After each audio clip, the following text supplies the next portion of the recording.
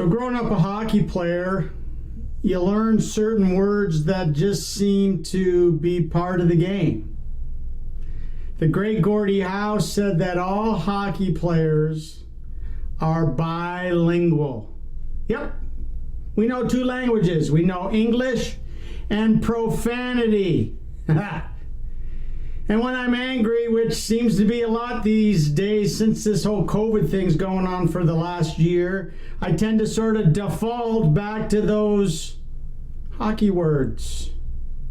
And I'm not talking English. So what words come out of your mouth these days? Hello, Hit the Mark Today, family.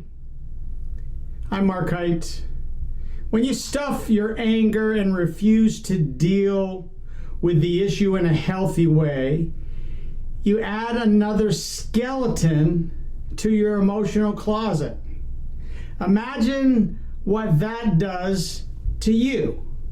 Now, remember what I said earlier in those other 3 videos that I did about how to include anger management. I said that doctors say resentment does a whole lot of stuff to you. It eats at your stomach lining. It attacks your immune system. I got to remember here. It can lead to heart problems and cancers and other physical, social, and emotional disorders. You see, it preoccupies your mind. I'm talking about anger. It drains your energy too, and it cripples your creativity. It just strangles your fellowship or your relationships with God, with your family and your friends as well. And it also denies the offender the opportunity to, clear their conscience and come back and make things right with God and with you. And until you deal with the issue, you drag it around like a ball and chain. It's crazy to live that way. Refuse to live that way, my friends. Please. Hey, I'll leave a link in the comment box below to those other 3 videos that I did. Check them out. I know that they'll help you. And if you are struggling these days with anger issues like, man, I sure am. I get mad at the girl at the grocery store. She didn't know how to count the change. I got mad because I couldn't find a parking spot. It's just crazy, all these. I've turned into somebody that I don't like who I am. And I think those videos, those tips will help you. So check it out. In this last video on how to include anger management in your life, I just got to share a little bit of my heart about a struggle I have when I'm angry. Seriously, I struggle with this probably the worst. And I have to remind myself what the Bible says about the use of foul and abusive language. Do you know it says that everything you say should be good and helpful so that your words will be an encouragement to those who hear them? Sometimes those hockey words, and I'm not talking about the English ones, aren't like that. And do not bring sorrow to God by the way you live. Notice when you lash out in anger, you not only hurt, the other person, but you hurt God. Have you considered that? Wow.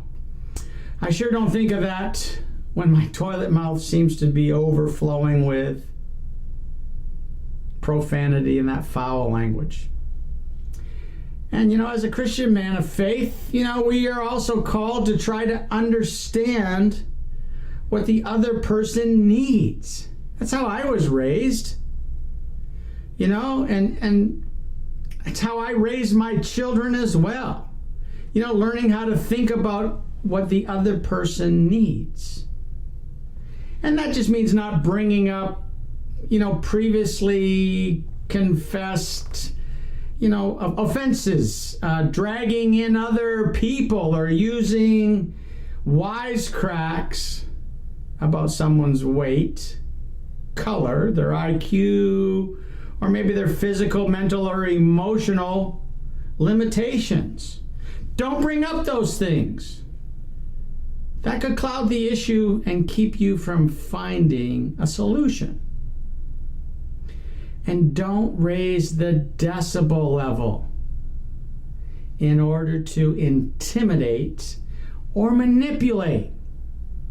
We've all done that. Go watch a hockey game. Sometimes we drop the gloves. Sometimes.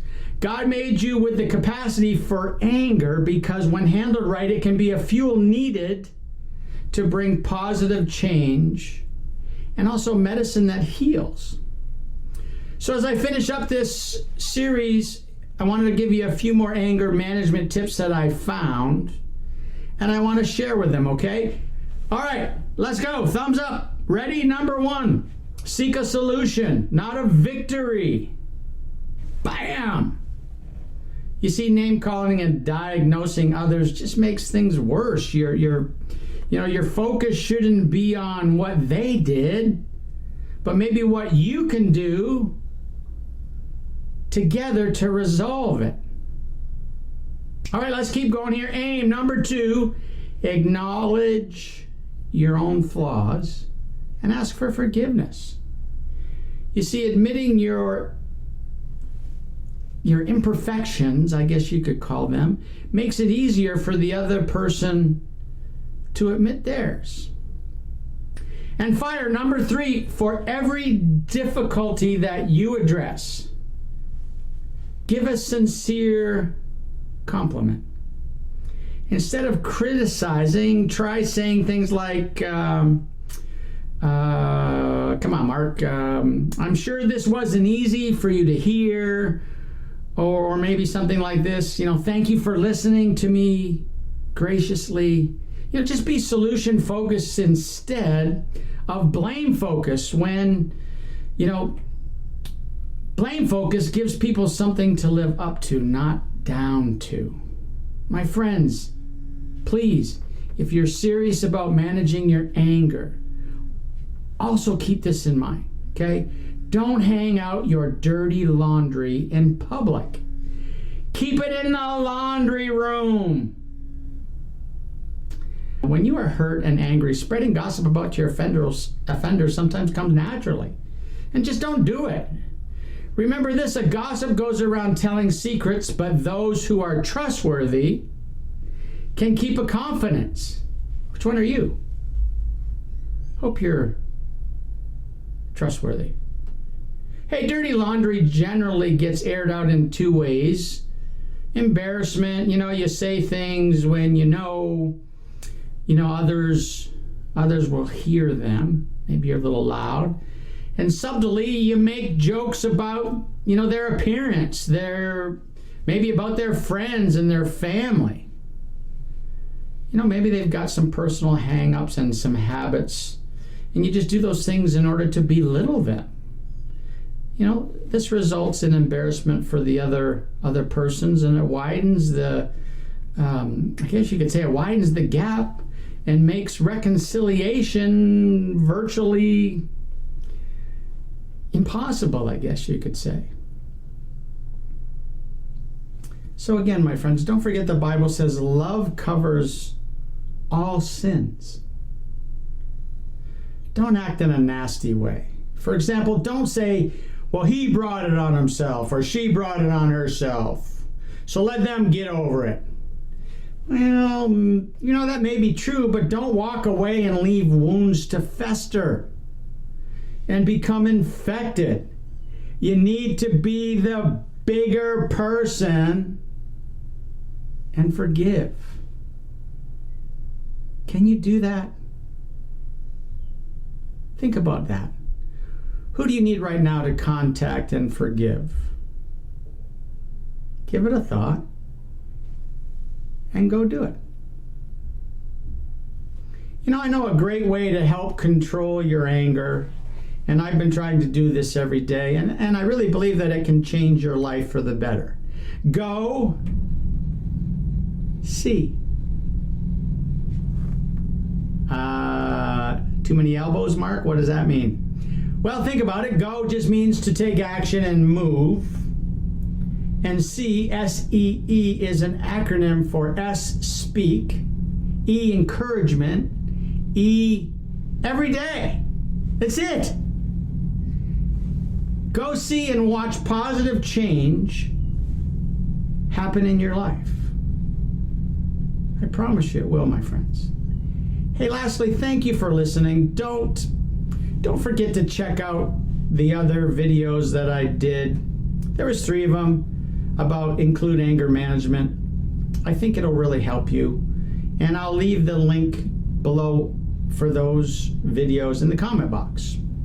Please include those anger management tips that I shared in those videos. Go speak encouragement every day, and then go hit the mark today.